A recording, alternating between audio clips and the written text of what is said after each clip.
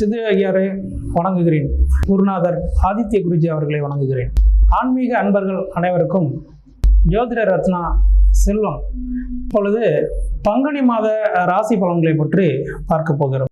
இப்பொழுது மீன ராசிக்கான பங்குனி மாத ராசி பலன்களை பற்றி பார்க்கலாம். ராசிநாதன் குரு இந்த வருடம் முழுவதும் ராசிக்கு 2 பயணிக்க போகிறார். தடையில்லா தன வரவுகளை கொடுக்க போகிறார்.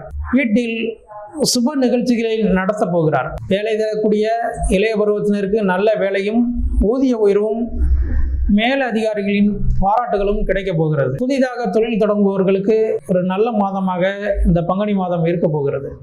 பெண்களுக்கு இது ஒரு சிறப்பான மாதமாகவே இருக்கும். ராசியில் சுக்கிரன் உச்சமாக இருப்பதால் பெண்கள் சம்பந்தப்பட்ட தொழில், பெண்கள் அதிகம் வேலை செய்யக்கூடிய இடங்களில் பணிபுரியக்கூடிய ஆண்களுக்கு அந்த பெண்களால் ஆதாயமும் லாபமும் உண்டு. ராசியில் இந்த மாதத்தில் சூரிய சந்திரர்களோடு ராகு இணைந்து கிரகணத்தை ஏற்படுத்துவதால் அந்த கிரகண தினத்தில் தாய் தந்தையர்களை கவனமாக பார்த்து கொள்ளுங்கள். தாய் தந்தையருக்கு சில உடல் உபாதைகள் வந்தாலும் மருத்துவ செலவுகளை கொடுக்கக்கூடிய மாதமாக இந்த மாதம் இருக்க போகிறது.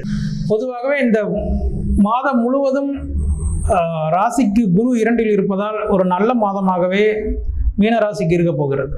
குடும்பத்துடன் குலதெய்வ கோயிலுக்கு சென்று வருங்கள். ராசியிலேயே ராகு பகவான் இருப்பதால் உடல் ஆரோக்கிய விஷயத்தில் கவனம் கொள்ளுங்கள்.